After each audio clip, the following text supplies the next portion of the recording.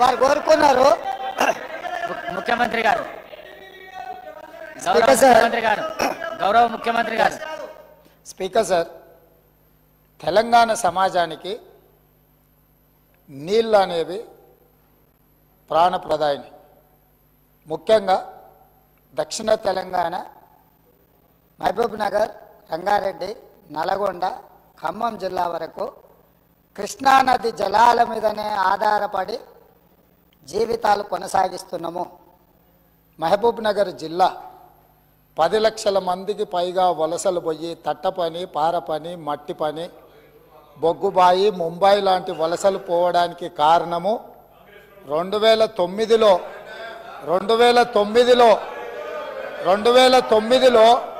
ఒక వ్యక్తి కరీంనగర్ జిల్లా ప్రజలు తరుముతే అక్కడి నుంచి పారిపోయి పాలమూరు జిల్లాకు వలస వస్తే అయ్యో పాపం వలస వచ్చిండని చెప్పి ఆదరించి ఎంపీగా గెలిపిస్తే పోయి అదే పత్తాటు పోయిండు.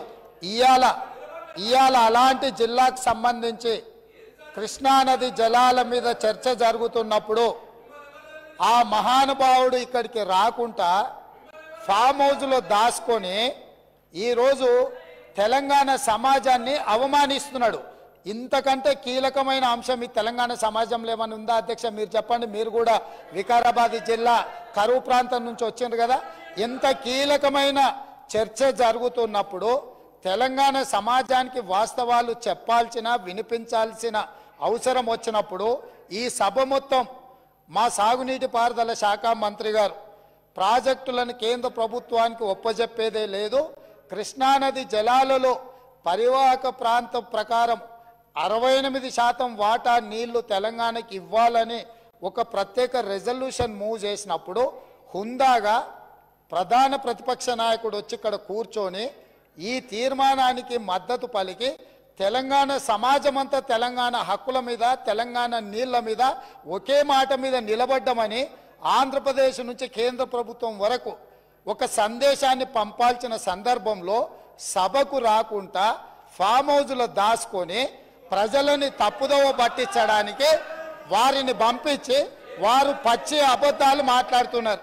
ఏది ఏమైనా మొన్న నేను చూసినప్పుడు ఆ కుర్చీ ఖాళీగా ఉండి ఈరోజు ఆ కుర్చీలో పెద్దలు పద్మరావు గారు కూర్చున్నారు. వారికి ఆ బాధ్యత ఇస్తానన్న వారన్నా నెరవేరుస్తారు. దయచేసి ప్రతిపక్ష నాయకుడిగా పద్మారావు గారు నిజమైన తెలంగాణ ఉద్యమకారుడు, తెలంగాణ కోసం కొట్లాడేటోడు. వారిలాంటి వాళ్ళని పెడితే తెలంగాణ సమాజానికి మేలవుతుంది. నేను ఒకటే చెప్పదలుచుకున్నా, ఈరోజు ఉత్తమ్ కుమార్ రెడ్డి గారు సభలో ప్రవేశపెట్టిన ఈ ప్రాజెక్టులను అప్పజెప్పేది లేదు అనేది మొదటి అంశము.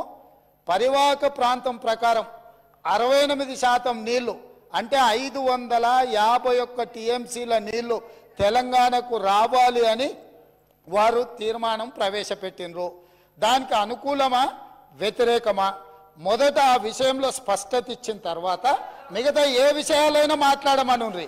అంతే తప్ప ఇవాళ వాళ్ళ మాటల వల్ల, వాళ్ళ చర్యల వల్ల శత్రువులకు బలం చేకూరుతుంది. శత్రువులకు దొంగలకు సద్దిమూటం మోసే విధానం మంచిది కాదు. ఇప్పటికైనా దొంగ బుద్ధి మార్చుకొని తెలంగాణ బుద్ధి తెచ్చుకోవాలిగా అని చెప్పి నేను వారికి విజ్ఞప్తి చేస్తున్నా. స్పీకర్ సార్, ఇప్పుడు రేవంత్ రెడ్డి గారు కూడా తెలంగాణ ఉద్యమం గురించో తెలంగాణ గురించి మాట్లాడితే దయ్యాలు వేదాలు వెళ్ళించినట్టు ఉంటుంది. ఈయన నా మాట్లాడేది అధ్యక్ష. ఇప్పుడు ఈయన గారు కేసీఆర్ గారిని కరీంనగర్ నుంచి తరిమితే మహబూబ్నగర్ వచ్చిందన్నారు. ఆయన జీవితంలో ఓటమెరుగని నాయకుడు. సిద్దిపేటలో అయినా, కరీంనగర్ అయినా, మహబూబ్ నగర్ అయినా, గజ్వేల్ అయినా. మరి నిన్ను కొడంగల్ తరిమితే నువ్వు మల్కాజిగిరికి వచ్చినావా? నువ్వెందుకు వచ్చినావు మల్కాజిగిరికి? 1 వేలు మమ్మల్ని చూపిస్తే 2 ఏళ్ళు మిమ్మల్ని చూపిస్తాయి.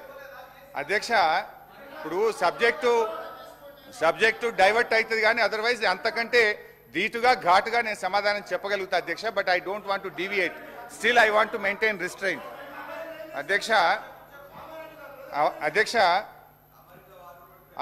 ఈరోజు ఇప్పుడే ఉత్తమ్ కుమార్ రెడ్డి గారు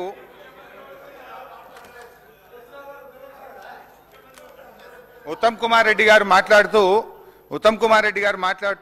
లాస్ట్ ఇయర్లోనే 50-50 రేషియో గురించి మాట్లాడడం ప్రారంభించారు అన్నారు. అది అవాస్తవం అధ్యక్ష. మీరు రాసిన దాంట్లో పెట్టినారు డేటెడ్ 7 జూలై. స్పష్టంగా మొదలే చెప్పిన, మీరు బయటకు పోయి నువ్వు లేరు రేవంత్ రెడ్డి గారు, you went out side.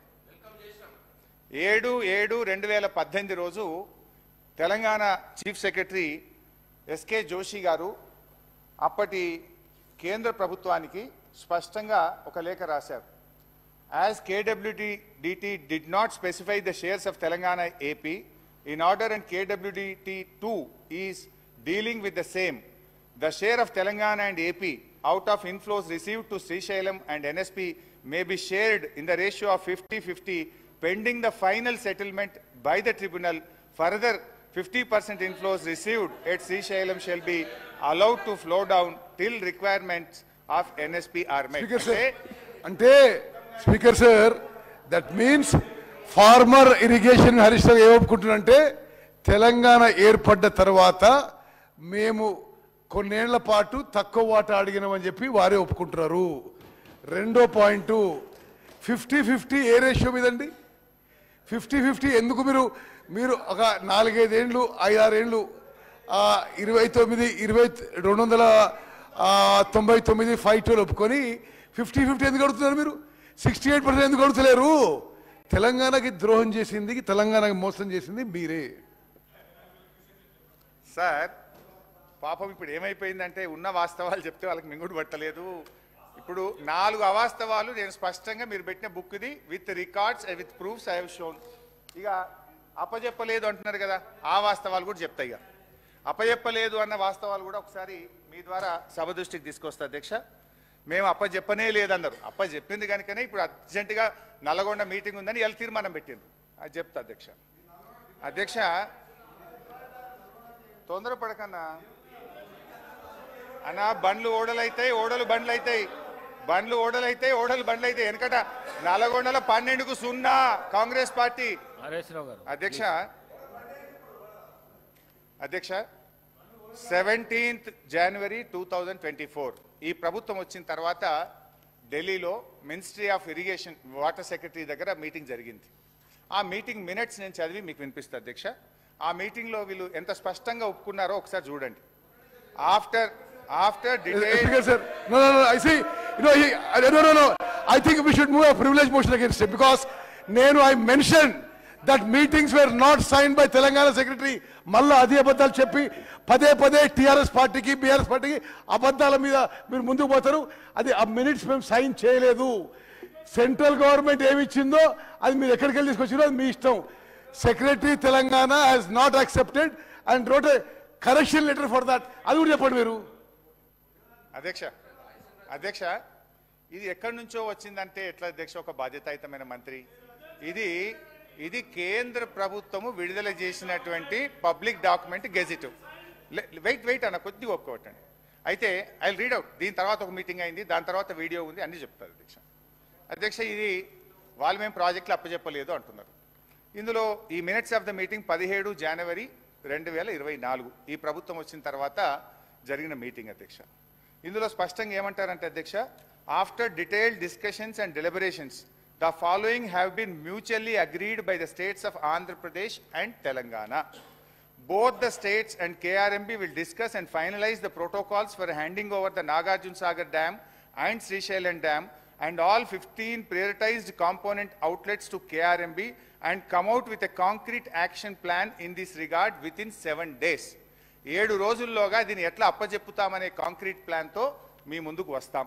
2, both the states will hand over 15 prioritized components outlets of Nagarjuna Sagar project and Srisailam project to KRMB within 1 month time period. నెల రోజుల్లోగా ఈ ప్రాజెక్ట్ను KRMBకి అప్పచెప్పుతాము. Number 2. Number 3, CRPF will keep a strict vigil on the dam site and will allow the engineers, officials from Government of AP or Government of Telangana to enter the premises of Sagar Dam only after the permission of KRMB. Telangana ఇంజనీర్లు ఎవరన్నా dam మీదికి పోవాలంటే KRMB అనుమతిస్తే తప్ప మీదికి పోనీయము. ఇది minutes of the meeting. Number 4, both the states will immediately release the funds to KRMB for the financial year and the dues. అంటే రాష్ట్రాలు KRMB నడవడానికి డబ్బులు కూడా వెంటనే విడుదల చేస్తాం. ఇది minutes of the meeting number 1. దీని తర్వాత ఏమైంది అధ్యక్ష, వీరు ఉత్తమ్ కుమార్ రెడ్డి గారు మాట్లాడుతూ ఈ మినిట్స్ ఆఫ్ ద మీటింగ్ మేము సంతకం పెట్టలేదు, ఇది మాకు సంబంధం లేదు అన్నారు. ఇది తెల్లారి, ఇది ఏ రోజు అయింది అధ్యక్ష? ఇది 17వ తారీఖు మీటింగ్ అయింది, జనవరి 17. 18వ తారీఖు పొద్దున్నే నేను పేపర్లు తీసిన, న్యూస్ పేపర్ చూస్తే పొద్దున్నే వెలుగు దినపత్రిక, తెలంగాణకు అన్యాయం, ఆంధ్రప్రదేశ్కు లాభం. అదేవిధంగా ఆంధ్రజ్యోతి, అయ్యో మరి కరెంటు ఉత్పత్తి ఎట్లా అని ఆంధ్రజ్యోతిలో హెడ్డింగ్. సాక్షి, ఇట్లా జగన్ హర్షం అని సాక్షి, ఇట్లా ఒక్కొక్క పేపర్లో బ్యానర్ ఐటమ్ వచ్చింది 18వ తారీఖు. మరి బాధ్యతాయుతమైన ప్రభుత్వం 18వ తారీఖు నాడు ప్రాజెక్టులు అప్పచెప్పినట్టు అన్ని పత్రికల్లో వార్తలు వస్తే వీళ్ళు ఖండించాలనా వద్దా? నోరు మెదపలే. నేను అనుకున్న వీళ్ళు ఖండిస్తారేమోనని నేను ఎందుకు తొందరపడాలి, ప్రెస్ మీట్ పెట్టాలని 18వ తారీఖు నేను పెట్టకుండా వెయిట్ చేసి 19వ తారీఖు నాడు నేను ప్రెస్ మీట్ పెట్టి, అరే ఏం చేస్తున్నారు, నిద్రపోతున్నారా? ఒకవైపు ప్రాజెక్టులు అప్పచెప్పినట్టు అన్ని పత్రికల్లో పతాక శీర్షికన వార్తలు వచ్చినాయి. మినిట్స్ ఆఫ్ ద మీటింగ్ కూడా కరెక్ట్గా అదే రోజు వచ్చింది, 19 నాడు.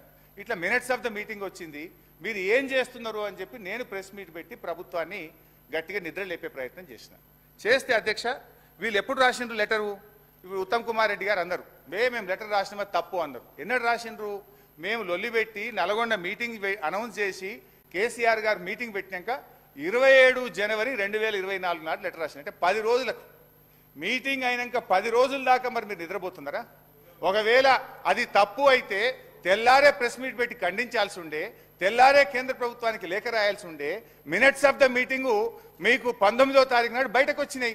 వెంటనే మీరు ఆ మినిట్స్ బయటకు రాగానే స్పందించి 20 నాడో 21 నాడో రాయొచ్చు కదా.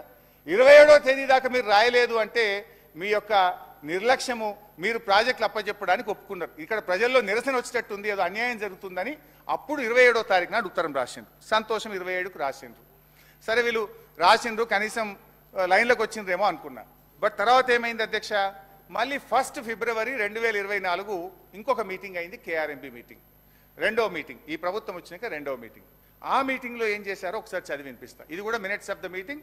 దానికి ఇరిగేషన్ సెక్రటరీ పోయిండు, ఇరిగేషన్ ఈఎన్సీ పోయిండు. ఇది రెండవ మీటింగ్. ఈ మీటింగ్లో the engineering chief general government of Telangana stated that they have to take concurrence of the government as the permission for handing over outlets of TS power houses, only power houses, need to be obtained from TS Genco, number 1. Number 2, when all the outlets are handed over to KRMB, these will be under the control of KRMB and will be manned by the staff from both the states in equal proportion. The staff will be report to KRMB through their salary and other benefits will be paid by respective governments. Adevidanga, last point, both the state governments will work out actual realistic requirements of manpower for all the 15 outlets and submit the details to the same to KRMB within a week. వారం రోజుల్లోగా ఈ ప్రాజెక్టులు నడపడానికి అవసరమైన ఉద్యోగులను గుర్తిస్తాం, ఈ ప్రాజెక్టులను కేఆర్ఎంబికి అప్పజెప్తాం, ఉద్యోగస్తుల్ని అప్పజెప్తాం, వాళ్ళ జీతాలు మాత్రం మేమిస్తాం అని రెండవ కేఆర్ఎంబి మీటింగ్లో స్పష్టంగా ఒప్పుకున్నటువంటి మినిట్స్ ఆఫ్ ద మీటింగ్. ఇది రెండవ ఆధారం. ఇది డేట్ ఇప్పుడే చెప్పిన కదా, 1 ఫిబ్రవరి 2024.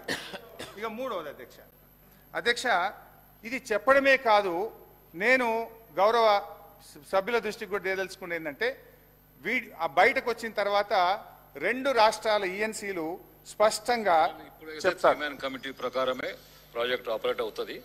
బట్ ఆపరేటింగ్ పార్ట్ మొత్తం కేఆర్ఎంబికి తీసుకుంటట్టు ఈ రోజు నిర్ణయం జరిగింది.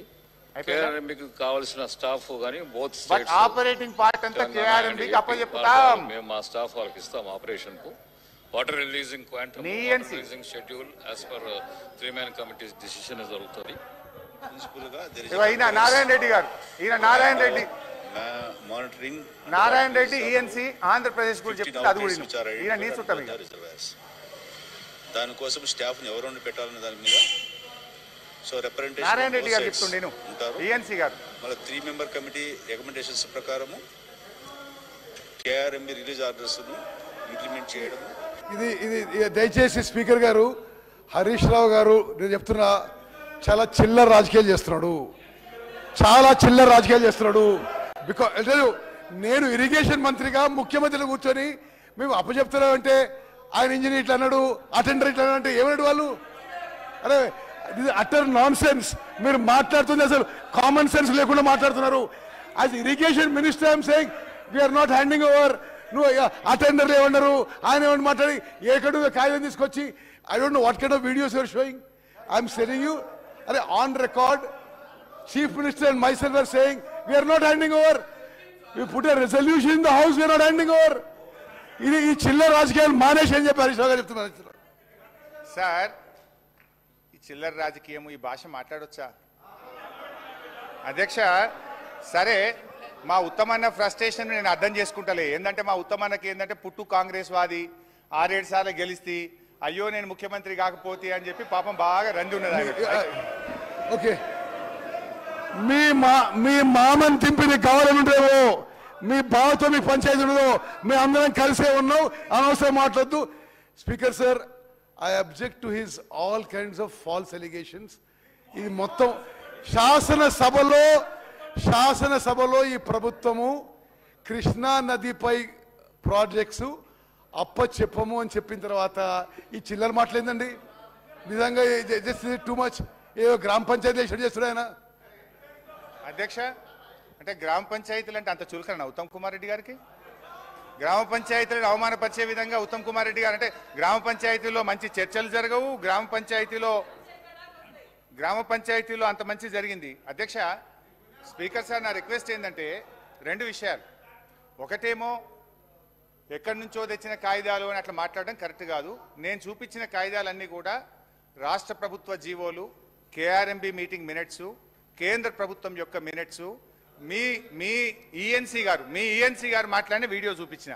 బట్ అధ్యక్ష నా రిక్వెస్ట్ ఏంటంటే ఇప్పుడు నేను చూపించిన వీడియో కూడా సభ రికార్డులోకి పోవాలి అధ్యక్ష.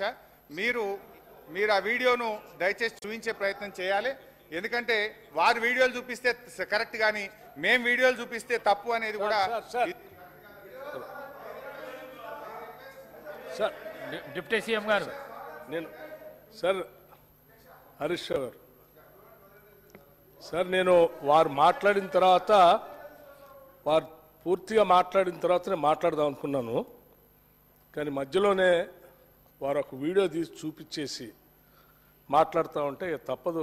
ఈ విషయం రాష్ట్రానికి ప్రజలందరికీ తెలియాలని మురళీధర్ రావు గారు మాట్లాడినటువంటి ఈఎన్సీ మాట్లాడినటువంటి మాటల్ని సభలో వీడియో ద్వారా చూపిస్తూ ఉన్నారు.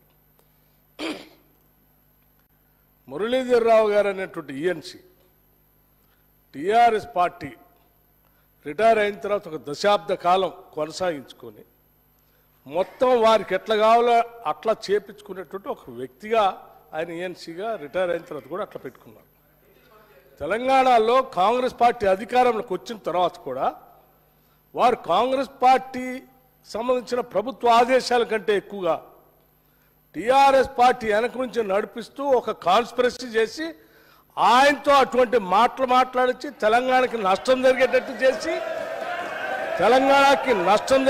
చేసి తెలంగాణ కోసం పోరాటం చేస్తూ నీళ్ల కోసం పోరాటం చేస్తూ కేఆర్ఎంబికి ఎట్టి పరిస్థితుల్లో మా ప్రాజెక్టులు ఒప్పజెప్పమని మా ముఖ్యమంత్రి మా నీటిపారుదల శాఖ మంత్రి ఇద్దరు ఒక స్టాండ్ తీసుకొని గట్టిగా రాష్ట్రం కోసం పోరాటం చేస్తూ ఉంటే మీ ఏజెంటు మీ కాన్స్పిరసీతో అది మాట్లాడించి దాన్ని తీసుకొచ్చి మళ్ళీ సభలో చూపించి ఇవన్నీ చేస్తూ ఉన్నారు. మాకు తెలిసిన తర్వాతనే వారిని తట్టా బుట్ట అంతా సరిది ఇంటికి పంపించాం.